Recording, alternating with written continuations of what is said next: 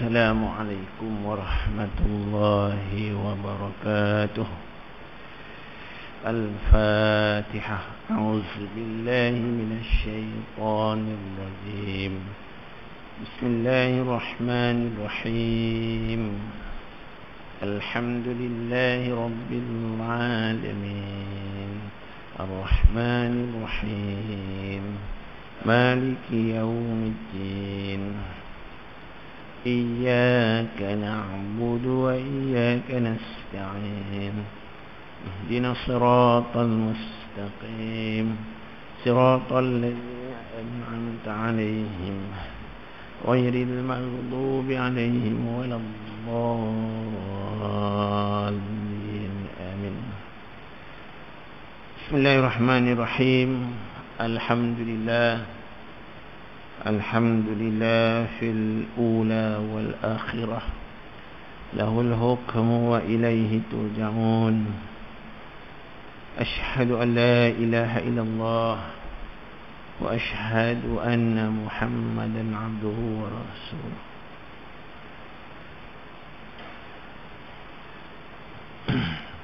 سبحانك لا علم لنا إلا ما علمتنا إنك أنت العليم الحكيم ولا حول ولا قوة إلا بالله العلي العظيم. Amma ba'du lillahi ta'ala. Yang saya hormati Tuan Imam, tuan-tuan muslimin, muslimat rahimakumullah. Mudah-mudahan dirahmati Allah. Amin ya rabbal alamin. Bersyukur kehadrat Allah Subhanahu wa taala kerana dengan limpah dan kurnianya dapatlah sama-sama kita berada dalam majlis ilmu, sama-sama berada dalam rumah Allah, menunaikan ketaatan kepada Allah Subhanahu wa taala. Mudah-mudahan Allah Ta'ala menerima amalan kita, menurunkan barakah, rahmah dalam majlis kita, memberikan kita kekuatan untuk memahami ma'alim Islam dan beramal dengan tuntutan Islam. Amin ya rabbal alamin. Wa tazawwadu fa inna khaira zadi taqwa. Berlumba-lumbalah mencari bekalan, maka sesungguhnya sebaik-baik bekalan itu adalah takwa. Jadi tuan-tuan, kita sambung tafsir Al-Munir juzuk 1 karangan Dr. Wahbah Az-Zuhaili rahimahullahu alaihi. Cuma saya tak pasti sampai kat surat mana dulu. Ada letak tanda ni. 210. Oh, sebab turun ayat. Sebab turun ayat.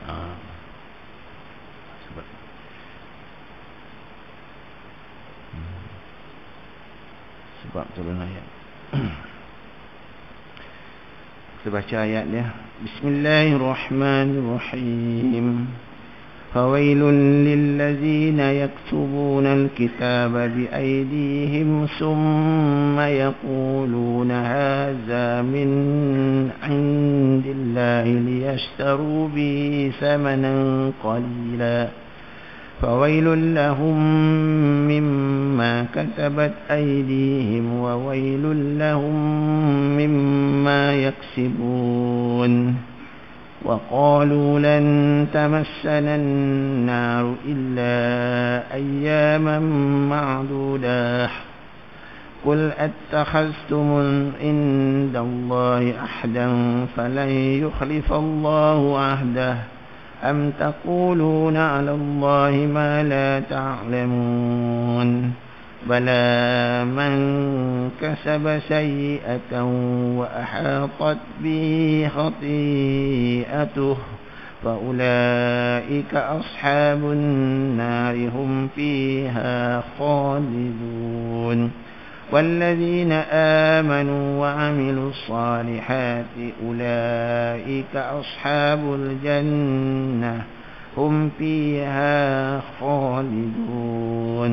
صدق الله العظيم. Ayat 79 hingga 82 surah Al-Baqarah. Tajuk pindaan dan pembohongan yang dilakukan oleh para pendeta Yahudi.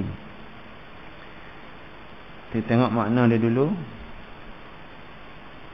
Maka kecelakaan yang besarlah fawailun, azab Allah, ya. Al-halaq ad-dammar, kata setengah ulama, kemusnahan yang hebat, yang dahsyat, ya.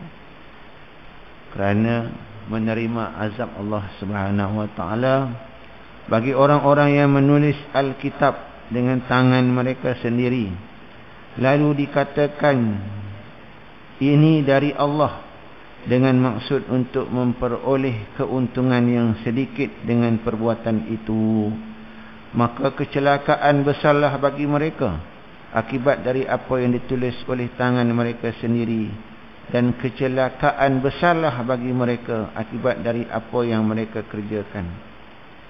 Dan mereka berkata, kami sekali-kali tidak akan disentuh oleh api neraka kecuali selama beberapa hari sahaja.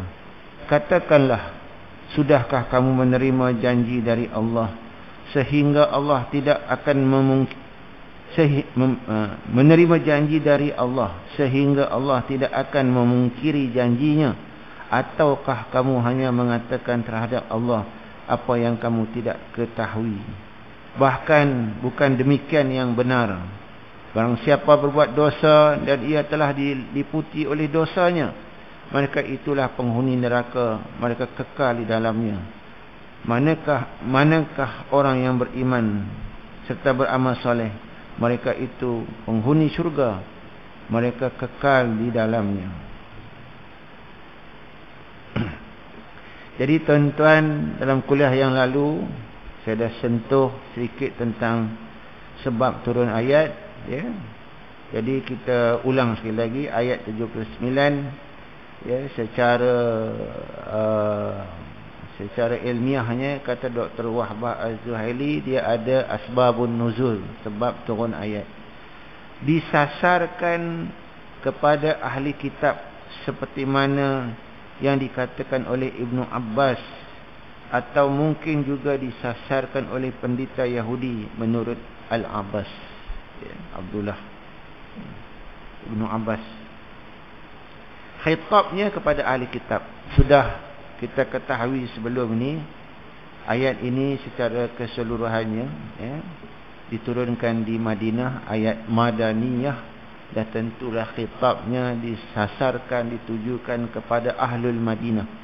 Ahlul Madinah itu ramai, terdiri daripada Ahlul Kitab secara khusus dan secara umumnya kepada kita lah, ya. Mereka yang meminda dan menukar kenyataan tentang sifat dan peribadi Nabi sallallahu alaihi wasallam. Sifat Rasulullah seperti disebutkan dalam kitab At-Taurat ialah bersangatan hitam pelupuk matanya. Ya. Disebut sebagai akhalul, ya, a'yun, ya. Dia sebut dalam kitab dia, mata yang tidak sepek, tu yang ori je, dan tingginya yang sederhana, dan berdada bidang, berambut ikal, berketak, dan berwajah cantik. Tetapi sifat ini mereka ubah kerana perasaan jahat dan dengki. Mereka ubahnya dengan berkata, kami dapati Nabi itu berbadan tinggi lampai, pucat kebiruan, dan berambut lurus. Ya. Dia macam mana boleh terlepas, ya, boleh terlepas maklumat berkenaan dengan Nabi sallallahu alaihi wasallam ini, ya, selepasnya kerana ada daripada orang-orang Yahudi Bani Israel yang telah pun sebelum ni menerima pengajian daripada masaihuhum, syekh-syekh mereka, ya. Jadi bila datangnya Nabi Muhammad, ya, mereka beriman dengan Nabi Muhammad, ya. Kemudiannya didapati isi kandungan Taurat itu telah diselewengkan, ya. Dia ada dua kontra lawan, hak ori dengan hak ubah, ya. Jadi yang ori ini, ya, diambil daripada antaranya yang meriwayatkan, ya, yang antaranya yang masuk Islamnya, antaranya Abdullah bin Salam. Tu. Antaranya Ka'bun bin Akhbar. Itu pemuka Yahudi lah. Dia masuk Islam, dia terima. Yang menentang pun ramai. Ya. Jadi maklumat ini tidak dapat disembunyikan. Oh, mereka telah melakukan penyelewengan akan sifat peribadi khususnya Nabi Muhammad sallallahu alaihi wasallam. Tahu juga. Ya. Sumber yang bertentangan dengan Al-Quran tidak diterima. Sumber yang tidak bertentangan dengan Al-Quran dan hadis diterima. Itulah yang dinamakan Israiliyat. Pernah dengar tak tadi? Pernah kan? Israiliyat. Bukan semua, ya. Nabi sallallahu alaihi wasallam, ya, dalam memperkatakan perkara Israiliyat ni, para ahli tafsir membawa satu hadis yang biasa orang baca. Balighu anni walau ayah. Sampaikanlah dari aku walaupun satu ayat. Dakwah kebenaran Al-Quran. Ya. Wahaddisu an Bani Israel wala kharaj. Ceritalah tentang apa riwayat yang kamu dapat daripada Israel tanpa rasa, ya, benda yang menyusahkan kamu. Tak ada kesepitan. Ya. Tetapi Nabi kurung di akhir hadis dia, man kazaba alayya muta'amidan. Siapa yang mendustai aku, man kazaba alayya muta'amidan falyatabawwa maq'adahu minan nar. Maka bersedialah untuk dimasukkan, dan di dalamnya ada satu tempat khas dalam neraka. Maksudnya Israiliyat yang tidak bertentangan diterima, yang bertentangan ditolak. Tak boleh lari. Dalam kitab-kitab tafsir semua diceritakan. Ya, kebanyakan ulama tafsir dia akan akhir cerita dia, ya, terutamanya Ibnu Katsir lah, ya. Dia kata an, ya. Lepas tu katakan an Wahab bin Munabih, bersanad lah. Dia bersanad, cerita tu bersanad, dan dia cerita tu Ibnu Katsir, dia akan kurung ujung dia, haza min Israiliyat. Kita tahu yang demikian ini adalah cerita daripada sumber Israiliyat. Kenapa tak tahu kan? So itu kadang-kadang saya bagi contoh. Tuan-tuan pun menerima riwayat yang masyhur, sama dengan saya juga. Masa kecil-kecil dulu mengaji, kalau cerita-cerita Nabi, terutamanya Nabi Ayub alaihissalam, kan. Cerita dia macam-macam lah. Dia diuji oleh Allah Subhanahu Taala. Dia seorang yang patuh, taat, warak kepada Allah, sehingga syaitan pun jealous pada dia. Ya. Syaitan cemburu kat dia. Dan kemudiannya syaitan pun minta pada Allah supaya dia diuji. Ya.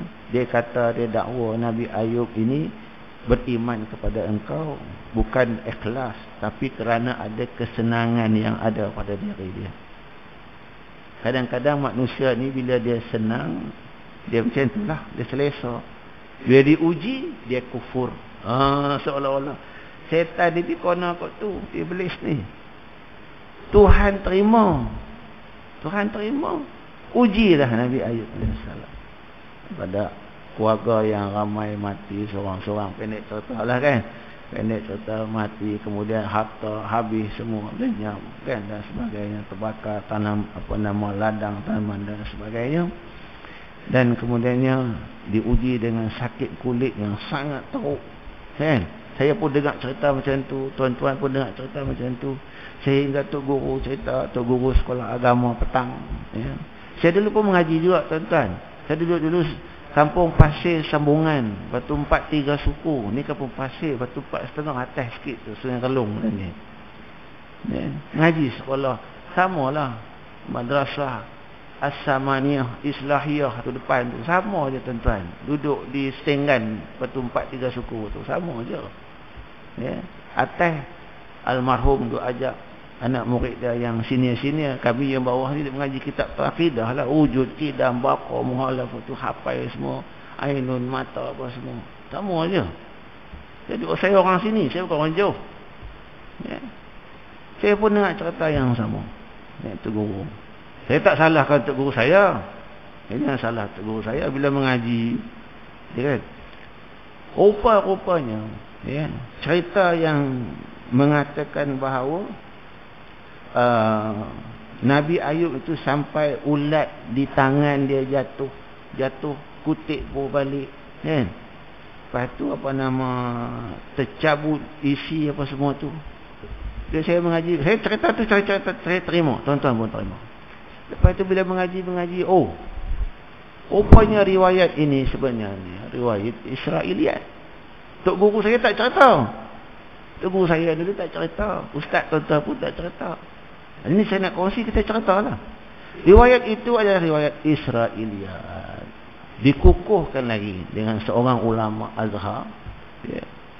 Dia kata cerita-cerita berkenaan dengan Nabi Ayub. Contoh dia bagi, min tasaqutil dud, antaranya jatuh ulat-ulat sehingga dia letak balik tu. Illa annahu la asasa lahu. Dia kata melainkan yang ianya tidak ada asas langsung.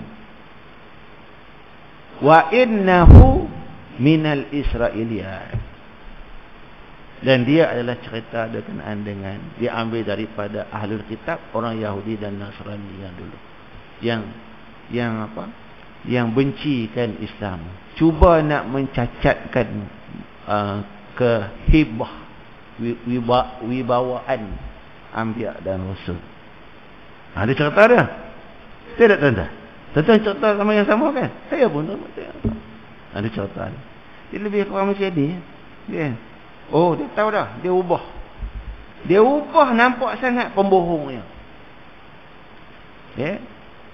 Sebab ada riwayat yang lain yang mengatakan bahawa Nabi SAW itu sifatnya begini. Terutamanya seorang sahabat besar bernama Anas bin Malik. Annahu kana Rasulullah sallallahu alaihi wasallam laisa bitawilil ba'id, tidaklah panjang sayup. Tapi dia kata apa? Nabi itu berbadan tinggi lampai. Dia nak mencacatkan riwayat yang sebenarnya tak. Wala bil qasir, dan tidaklah terlalu rendah. Kalau rendah kemetot kan nampak apa Nabi. Dia macam satu muruah dia jatuh kan. Itu tujuan dia sebenarnya orang Yahudi. Tapi dah dicerita, ada yang Israiliyat, ada yang betul. Wala bil abyadi al amhaq, tidaklah putih melepak. Putih sungguh. Wala bil adim, dan tidak pula terlalu hitam. Wala bil ja'dil qatati, dan tidaklah rambutnya terlalu kerintin macam orang asli tu. Itu yang sebetulnya riwayat dia. Tapi orang Yahudi dia ubah. Nak lawan. Jadi tuan-tuan datang sini, kita share ilmu lah. Oh, macam ni dapat. Jadi dengar cerita tu kena pandu. Bukan tak boleh ni cerita. Tapi kena cerita. Kalau ustaz tu cerita pelik-pelik, dia kena cerita. Ini Israiliyat. Kalau tak boleh nak abang, boleh. Tapi jangan kita salah Tok Guru kita. Jangan salah Tok Guru kita. Tok kita dah semua ni rahimahullahu alaih. Semua Tok Guru saya pun dah meninggal. Tok Guru tuan-tuan pun meninggal. Sama mati mereka. Itulah. Dan kemudian kata Dr. Wahbah Az-Zuhaili rahimahullahu alaih, ayat 80 pula. Ni sebab dia nuzul. Sebab tu ayat yang tadi, ayat 79, ya, fawailul ladzina yaktubuna alkitaba biaidihim, orang yang mereka-reka macam ni, kata Allah Subhanahu wa taala, bagi mereka halak damar, kata Ibnu Abbas, kemusnahan, kehancuran yang hebat kerana menerima azab Allah Subhanahu wa taala, ya. Kata Al-Khalil, ya, yang dikatakan wailun tu adalah satu wadin, satu jurang yang dari dalamnya ada leluhur bakar neraka Jahanam yang dipanaskan selama 40 hari. Kata tidak isyaratkan pada wailul itu apa, neraka Allah SWT, ya. Ayat 80 seperti mana disebutkan oleh Ibnu Abbas diturunkan setelah Rasulullah sallallahu alaihi wasallam tiba di Madinah. Orang-orang Yahudi pun pula berkata, umur dunia ini adalah 70,000 tahun. Ya. Orang Yahudi ni dia tahu dah umur dunia ni 70,000 tahun. Manusia diazab di dalam neraka setiap 1000 tahun. Tempoh masa dunia sama dengan 1 hari di dalam neraka pada hari akhirat. Dia kata ulama tafsir, ni apa, Mujahid, ya, Jabir Al-Quraisy, banyak dia tabi'in. Dia orang Yahudi ni, dia kata likulli alfin sanah min ayyamil dunya yaumu wahid minan nar, ya. 1000 tahun di dunia sama dengan 1000 tahun dunia. 1 hari di neraka sama dengan 1000 tahun dunia, dia kata, ya. 1 hari tu di neraka tu sama dengan 1000 tahun dunia. Ada di kalangan orang Yahudi, dia mengatakan bahawa kami ini diazab oleh Allah Subhanahu wa taala, ya, selama 7 hari saja. 7 hari, 7,000 tahun. Lepas tu kami dibebaskan oleh Allah Subhanahu wa taala. Ini pegangan yang salah orang Yahudi, tapi diceritakan oleh Allah Subhanahu wa taala, ya. Sesudah itu azab akan berakhir. Oleh itu Allah Subhanahu wa taala menurunkan ayat yang bermaksud mereka berkata kami tidak akan dikenakan azab api neraka. Itu yang kita baca tadi, wa qalu lan tamassana an-nar illa ayyaman ma'dudah, kecuali beberapa hari tertentu. I'tikad yang bertentangan dengan ajaran yang sebenar, mereka-reka dalam urusan agama, seolah-olah satu yang keutamaan daruriatuddin dalam agama mereka bertentangan dengan akidah yang sebenar. Fasid, batil, tak boleh pakai.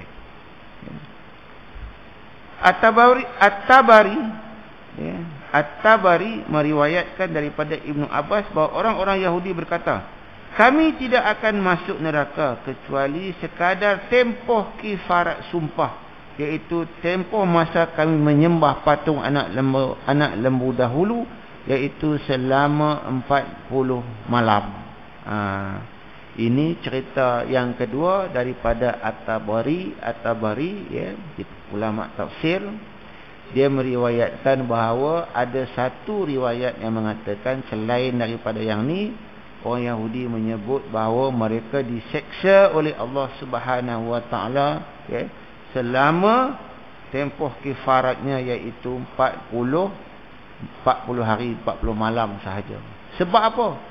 Sebab mereka menyembah al-ijla, patung anak lembu itu, selama 40 hari, selama mana Nabi Musa alaihissalam berada di Tur Saina menerima kitab Taurat. Yang di bawah tu menyembah anak lembu, al-ijla, yang pada masa itu saya ceritakan dulu, ya, diambil kesempatan oleh seorang yang bernama As-Samiri, Musa As-Samiri. As-Samiri. Ada orang kita nama Haji Samiri kan. Musa As-Samiri. Dia ambil itu cerita dia. Lalu Allah pun menurunkan ayat ini. Kalau Allah pun menurunkan ayat ini. Tafsir dan ulasan. Surat 211. Kecelakaan, azab, seksa yang pedih serta hukuman keras akan dikenakan ke atas mereka yang meminda Taurat, mengadakan ayat-ayat palsu, meminda kenyataan tentang sifat Nabi Muhammad sallallahu alaihi wasallam yang termaktub dalam kitab Taurat yang ada pada mereka. Azab seksa juga akan menimpa mereka yang mengambil rasuah. As-sahtu. Rasuah ni bukan sahaja dilarang pada agama orang Yahudi yang sebelum diselewengkan, yang dibawa oleh Nabi Musa. Juga dalam syariat kita sama sahaja. Tapi orang Yahudi dia mengubah benda yang haram dijadikan halal, benda yang halal dijadikan haram. Ini orang Yahudi. Benda tu sama aja. Jadi amalan riba misalnya, dia kata memang riba itu haram, haram sesama Yahudi. Orang Yahudi sesama orang Yahudi tidak boleh dikenakan riba. Tetapi orang yang bukan Yahudi halal. Itu sebab dikenakan riba kat kita. Itu dah ceritanya. Maka berteruslah amalan riba. Maka adalah yang terkena sepihan-sepihan riba itu sehingga ke hari ini hasilnya orang Yahudi dulu.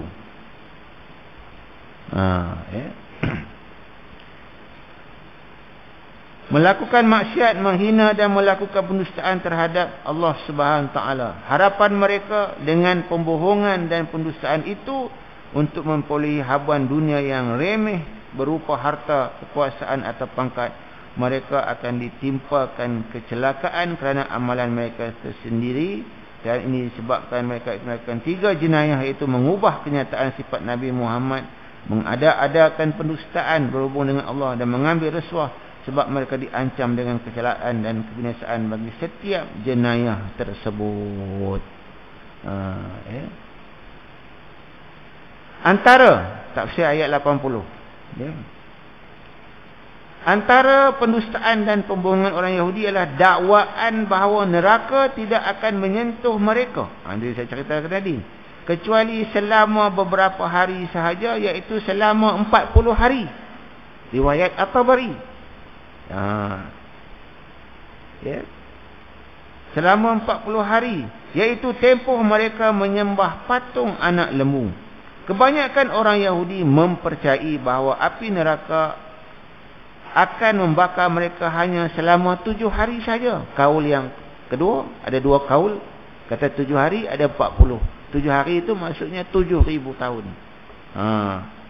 Ia berdasarkan tanggapan bahawa umur dunia ini ialah 7,000 tahun. Itu dia orang Yahudi.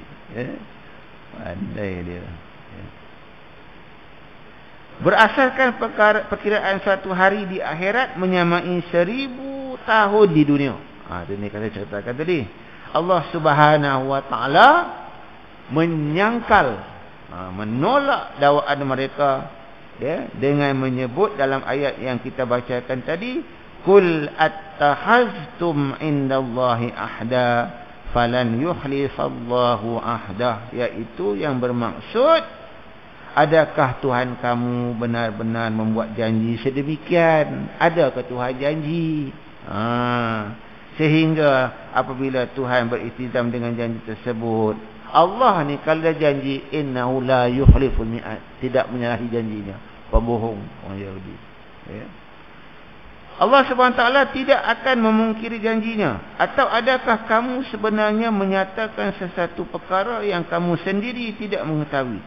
Dengan perkataan lain, perkara seperti ini hanya boleh diungkapkan seandainya memang benar-benar ada janji terhadap Allah. Jika tidak, ia adalah satu pemalsuan dan pendustaan terhadap Allah Subhanahu Wa Taala. Dusta lagi. Oleh kerana memang tiada sebarang perjanjian sedemikian daripada Allah Subhanahu Wa Taala, iaitu wahyu Allah dan berita yang benar mengenai hal ini, maka jelaslah bahawa kamu wahai orang Yahudi Bani Israel berdusta dalam dakwaan kamu. Kamu berbohong apabila kamu mendakwa bahawa kamu adalah anak-anak Allah. Tak cukup dengan itu lagi, mereka menyebut lagi nahnu abna'ullah wa ahibba'u. Wa qalatil yahudu wan nasara nahnu abna'ullah wa ahibba'u. Berkatalah orang Yahudi dan orang Nasrani yang kami ini adalah anak-anak Allah. Tak cukup dengan tu, kata lagi. Ya, kata Dr. Wahbah Az-Zuhaili. Ya.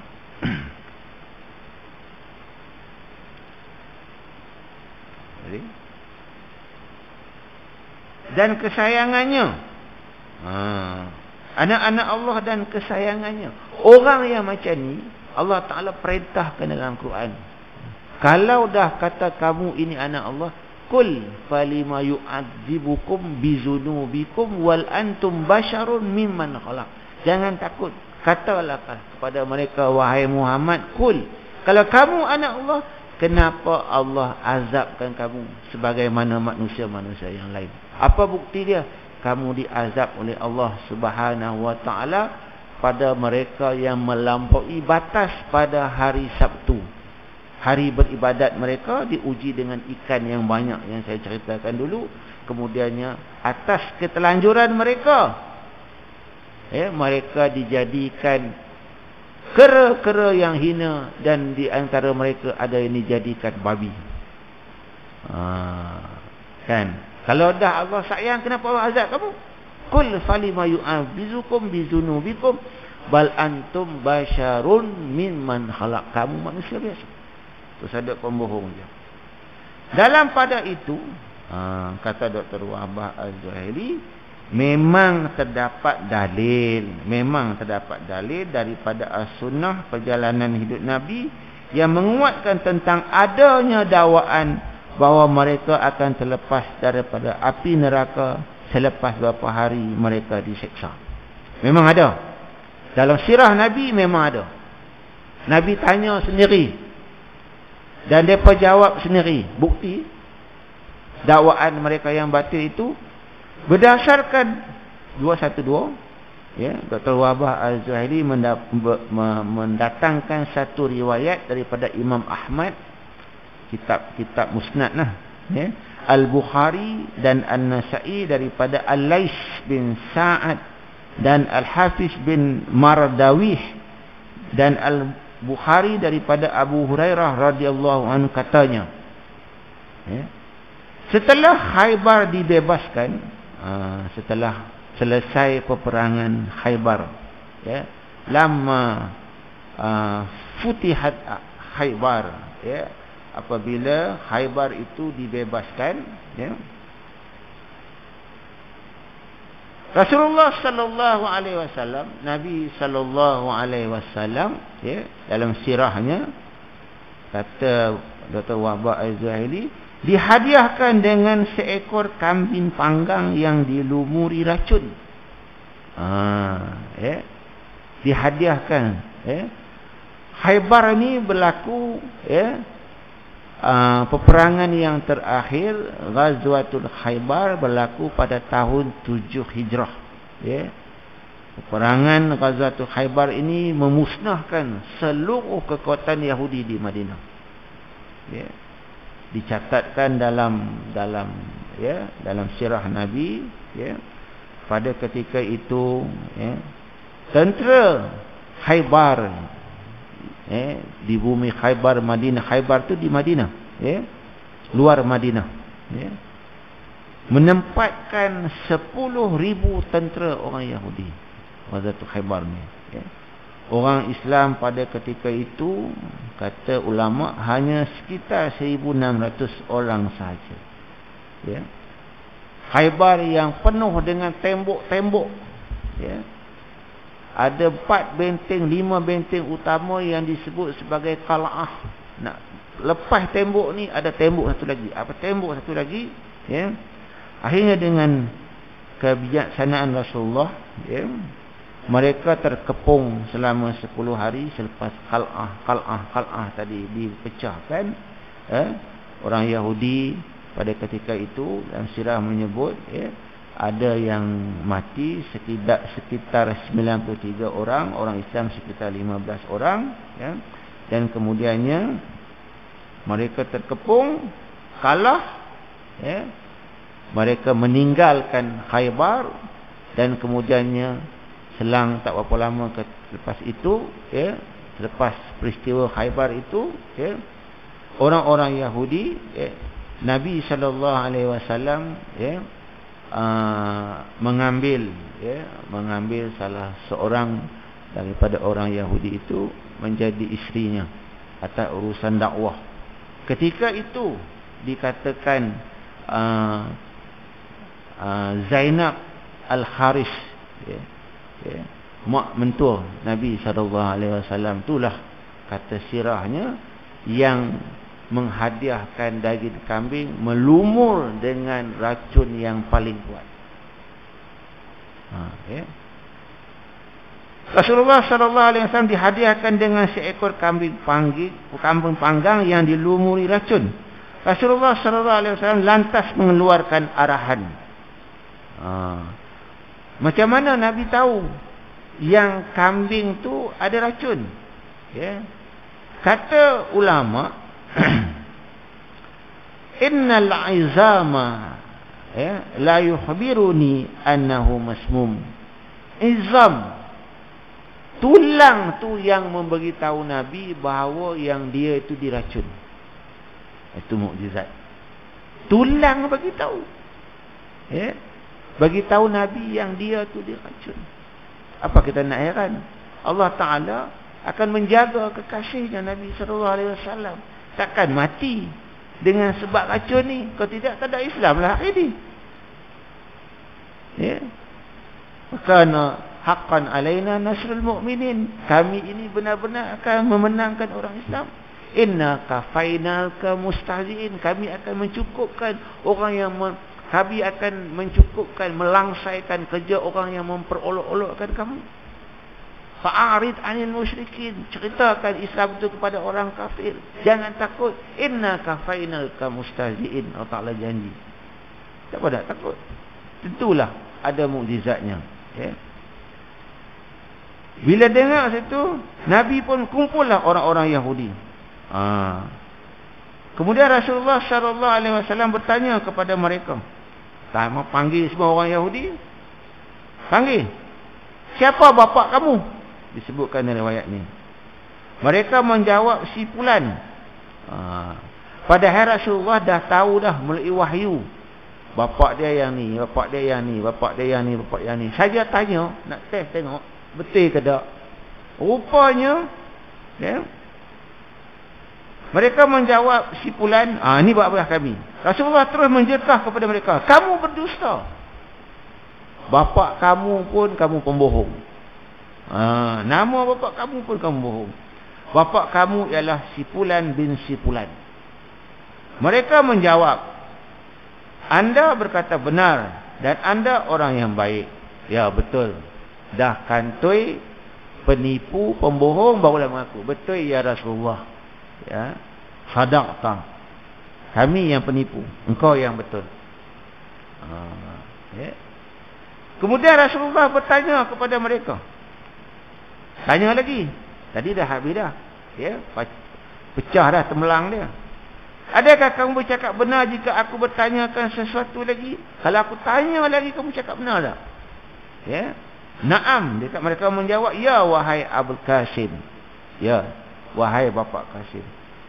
Sekiranya kami membohongi engkau, kamu nak takut apa wahai Rasulullah? Kalau kami bohong pun, tentu engkau tahu, tentu engkau akan mengetahui yang kami ini berdosa.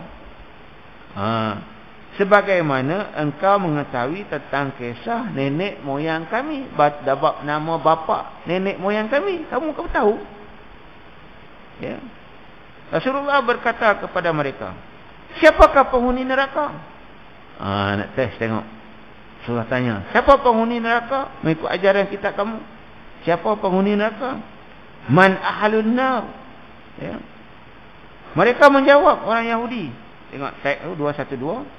Kami berada dalam neraka buat sementara. Dia aku dah, dia mengaku. Kami memang duduk dalam neraka. Dia tahu dia salah. Kemudian kamu pula mengambil tempat kami dalamnya. Bila kami keluar selama 7 hari atau 40 hari atas riwayat tadi, kami keluar, hampa pula masuk. Dia cerita kat tu pula dah. Ya. Lantas Rasulullah berkata, tutup mulut kamu. Ya. Rasulullah kata, tutup mulut kamu. Ya. Demi Allah, kami tidak akan sekali-kali menggantikan tempat kamu dalam neraka. Kemudian Rasulullah sallallahu alaihi wasallam berkata, adakah kamu bercakap benar jika aku bertanya sesuatu? Mereka menjawab lagi, ya. Tanya lagi. Dah kata dah, dua dah kata. Kan, pecah tembelang. Yang tadi pembohong nama bapa. Kan, ini tembelang lagi. Ya, ahli neraka. Ya. Rasulullah tanya lagi, adakah kamu akan bercakap benar jika aku bertanya lagi sesuatu? Mereka menjawab, ya, wahai Abu Qasim. Rasulullah pun bertanya, adakah kamu letakkan racun pada kambing ini? Tu dia. Adakah kamu letak racun pada kambing ini? Hal ja'altum fi hadhihi syata samman? Kata ulama. Ada racun dalam kambing ni? Tadi semua dah, kantor dah habis dah. Pecah tembelang. Pembohong. Last ni. Ada racun? Apa cakap dia? Adakah kamu letakkan racun pada kambing ini? Mereka menjawab, ya Rasulullah. Ya, mereka menjawab, ya. Rasulullah SAW bertanya lagi, mengapa kamu berbuat demikian? Ya. Mengapa kamu buat demikian? Mereka menjawab, tujuan kami ialah, jika engkau berdusta, kami boleh membebaskan diri daripada karenah kamu. Tetapi jika kamu benar-benar seorang Nabi, racun itu tidak akan memudaratkan engkau. Nak test Nabi rupanya. Ini perangai orang Yahudi. Dia ada pengakuan dia, tapi dia salah. Ya. Diriwayatkan dalam satu cerita, Zainab Al-Haris tadi yang meracuni itu, kata setengah ulama, kata Ibnu Hajar Al-Asqalani, Sarah Sahih Bukhari, dia kata Zainab itu masuk Islam. Wallahu alam. Tapi ada satu riwayat mengatakan dia dimaafkan, kemudian dimaafkan. Rasulullah larang orang jangan bunuh dia. Dan ada juga riwayat yang mengatakan dia dibunuh kerana kisas, bukan matinya Rasulullah. Rasulullah tak mati, kerana sahabat yang bersama Rasulullah itu mati ketika makan daging kambing itu. Rasulullah itu sifatnya, kalau dia makan, dia tak makan seorang-seorang. Dia ajak sahabat dia. Kata ulama, sahabat dia yang bernama Bisar Al-Bara. Bisar Al-Bara nama dia. Bisar Bashim Ra. Bisar Al-Bara, itulah yang mati. Jadi orang tangkap, kisah hang bunuh orang, bunuh balik. Jadi yang mana betul? Wallahu a'lam bisawab. Tentang orang yang lumuk racun tadi. Wallahu a'lam. Kerana ada yang menuntut hak keluarga Bishar lah. Jadi nak cerita kat sini bukan cerita semua panjang, cerita satu je. Pernah mengaku yang dunia ini, yang mereka pernah diazab selama 2 keadaan. Ada yang kata 7 hari, ada yang pengakuan yang batil, i'tiqad yang batil, urus keluar terus. Kemudian sambung lagi 212. Sebenarnya wahai orang-orang Yahudi, walladzina kafaru wa kazzabu bi ayatina ulaika ashabun nar hum fiha khalidun. Sambung lagi. Sebenarnya wahai orang-orang Yahudi, persoalannya yang sebetulnya bukanlah seperti apa yang kamu anggap, apa yang kamu sangka. Jangan duk kata kamu ni diazab selama 7 hari, diazab selama 40 hari. Anggapan dakwaan kamu itu adalah salah. Anggapan kamu seperti yang kamu sangka, seperti yang kamu anggap, atau menurut selera kamu. Apa yang jelas adalah kamu akan kekal dalam neraka. Sebab itu Allah Ta'ala menyebut, kalau kita lihat tadi, faulaika ashabun nar hum fiha khalidun. Mereka itulah penghuni neraka yang kekal di dalamnya. Hum fiha khalidun. Tu saduk mengadalah. Ni urusan i'tiqad yang batilah, masuk neraka. Disebabkan apa yang jelas, kamu akan kekal dalam neraka. Disebabkan maksiat dan pendahakan yang kamu lakukan secara berterusan, seperti kufur, engkar, tak mau beriman dengan Nabi SAW, membunuh para nabi tanpa alasan yang benar. Memang ada riwayat daripada ulama tafsir. Memang ada riwayat, cuma berbeza-beza bilangannya. Saya nak membawa satu riwayat sebagai bukti penyataan yang mereka ini membunuh Nabi. Daripada, tak ada dalam buku ni, saya ambil daripada kitab tafsir yang lain. Antaranya menyebut,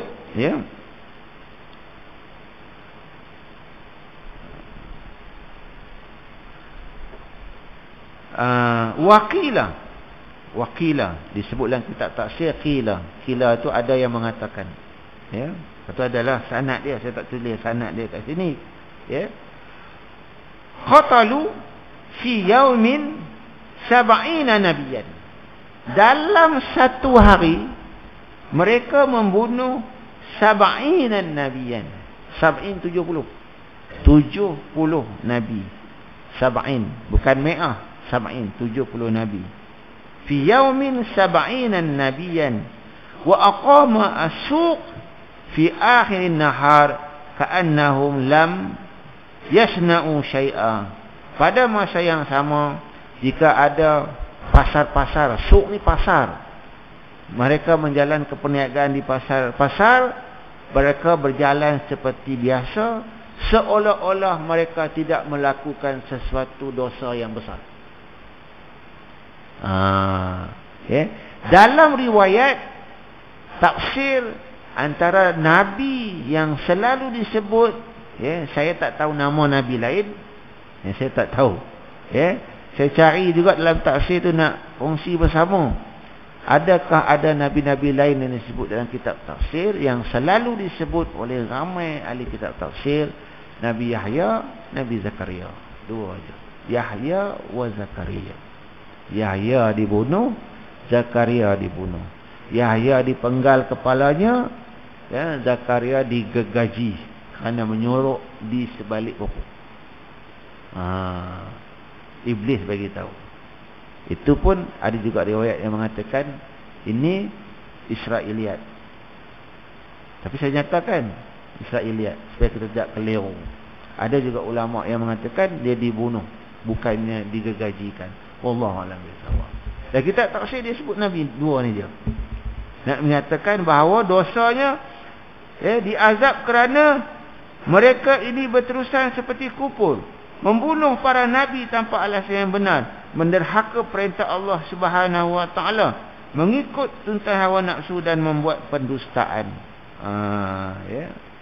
Sebab itu kalau kita lihat orang Yahudi dihukum oleh Allah Subhanahu wa taala, bagaimana yang kita kongsi bersama dulu ada disebut hujung nanti pada asrar as-sa'ah al-kubra, apabila berlakunya satu malhamah yang sangat besar, peperangan yang sangat besar, antara yang berlaku pada ketika itu adalah orang-orang Yahudi berperang dengan orang-orang Islam, gabungan dengan Nasrani pada awal malhamah.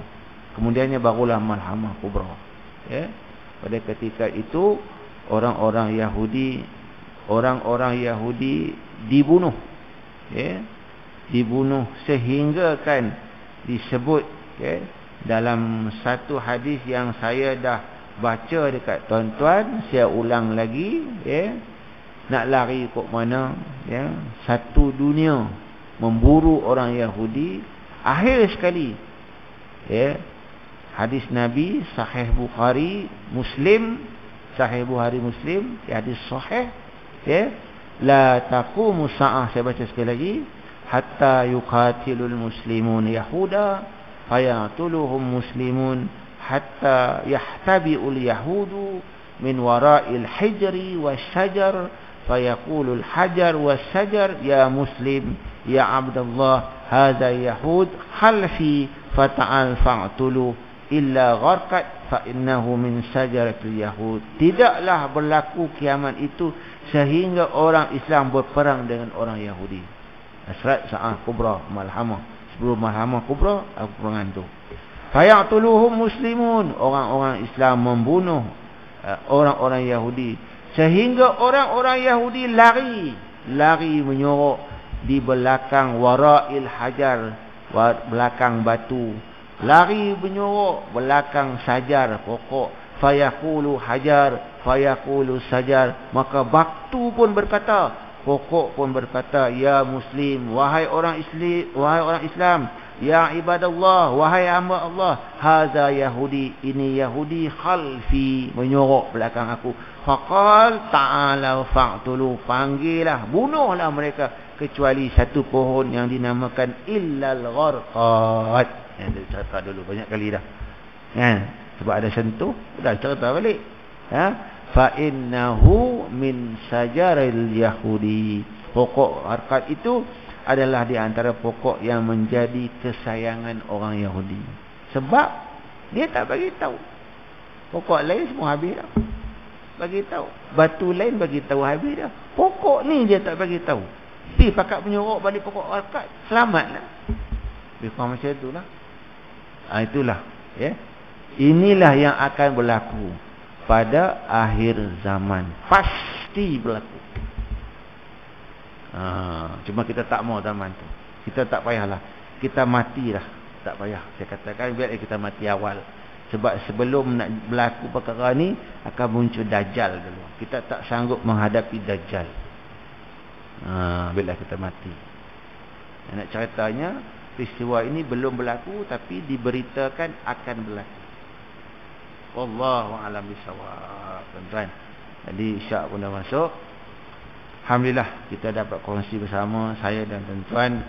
Mudah-mudahan tafsir ini memberi kekuatan kepada kita mengambil i'tibar sebagaimana yang disebut dalam kaedah tafsir yang saya ulang-ulang setiap kali lepas tafsir. Al-i'tibar li umumil lafzi la li khusus sabab. Mengambil i'tibar itu daripada lafaz yang umum dan bukan sebab yang khusus. Kita sudahi dengan kafaratul majlis. Subhanakallah bihamdi, subhanakallah wa bihamdika, asyhadu an la ilaha illa anta, astaghfiruka wa atubu ilaik. Bismillahirrahmanirrahim. Wal 'asr innal insana lafi khusr illa allazina amanu wa 'amilus shalihat wa tawasaw bil haqqi wa tawasaw bis sabr. Wallahu a'lam bissawab. Assalamualaikum warahmatullahi wabarakatuh. Bismillahirrahmanirrahim.